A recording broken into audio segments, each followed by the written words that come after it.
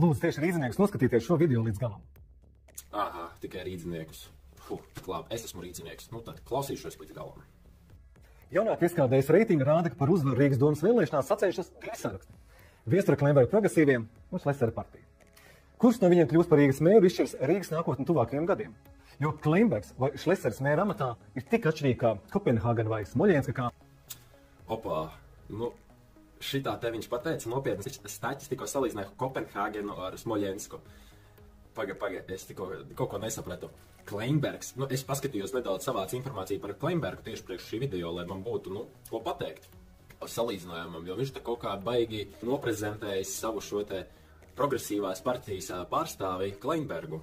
Cik es savācu informāciju par Klembergu, viņam vispār nav nekāda reāla darba. Viņš neko nav izdarījis, ne priekš Latvijas, ne priekš Rīgas, nekādas investīcijas šeit nav ievedis Latvijā. Es nesaprotu, no kurienes tagad Staķis. Šāda informācija ir izvilcis, ka ja būs viņš kā mērs, tad būs tā kā Kopenhāgena pie mums. Paga Šlesers, viņš ir tas, kurš ir ievedis lielākos uzņēmējus šeit investīcijas. Nerunāsim par to, ka sācies vispār Rīga Waterfronts, 3 miljārdu investīcijas. Labi, paskatīsimies, ko viņš tur tālāk. Gvelžs, Staķis. Zaļš parks vai pelēks betona laukums? Zaļš parks vai pelēka betona laukums. Opā. Jā, vienu lietu gan es par Klembergu sapratu, ka viņš ir zaļās politikas bīdītājs. Kas viņš ir? Ja, viņš tos veloceliņus tur grib, viņš grib parciņus iekārtot.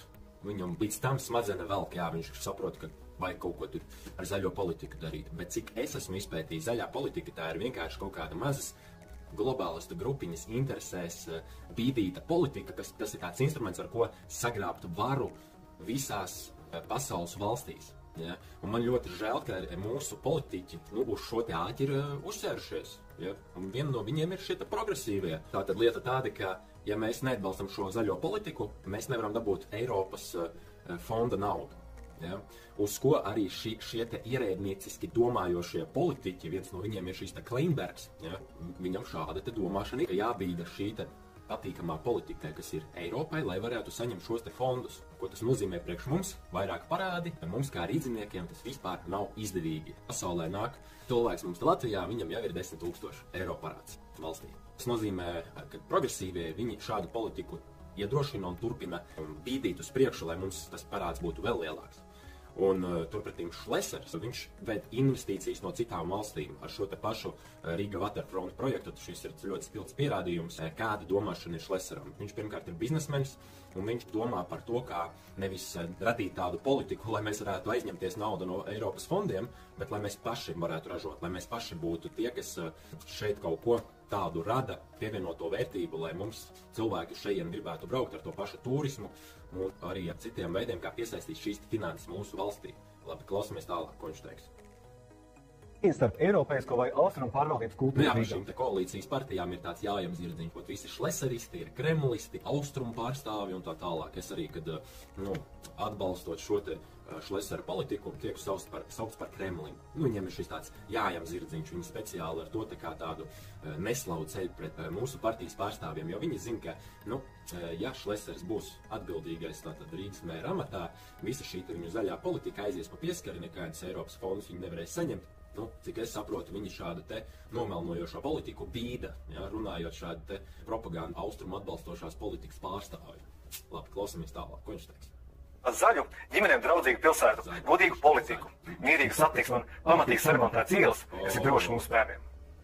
Oj, uz šito gan viņam nevajadzēja teikt, viņš teica saremontētām ielām. Staķis sevi nepierādīja visus šos te 4 gadus, kad viņš bija mēra amatā.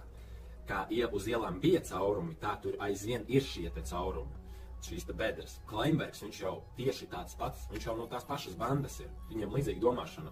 Tas, ka viņš tagad saka, ka salabos ielas, šitas ir totāls populisms. Jā, labi, tas ir mans viedoklis, bet, es uz Klembergu redzu viņu kā kaut kādu vienkārši populistu. Klausamies tālāk, ko teiks Staķis.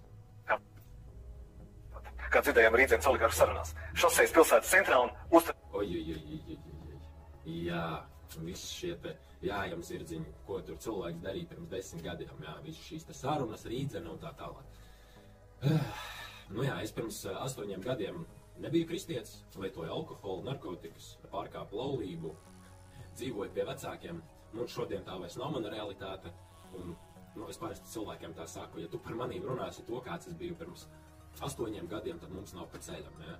Es vairs tas cilvēks neesmu un es esmu izmainījies. Lūk, es saprotu koalīcijas partijām un visiem tiem, kas negrib, lai Šlesers ir pie stūres, tātad viņiem ir šis te arī tāds jājām zirdziņš, ko viņš darīja pirms 10 gadiem.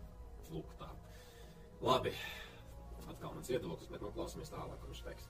Man izvēle ir skaidra. Progress Eiropa. Protams. Pēc Rīga. Eiropeiska Rīga par progresīvajiem.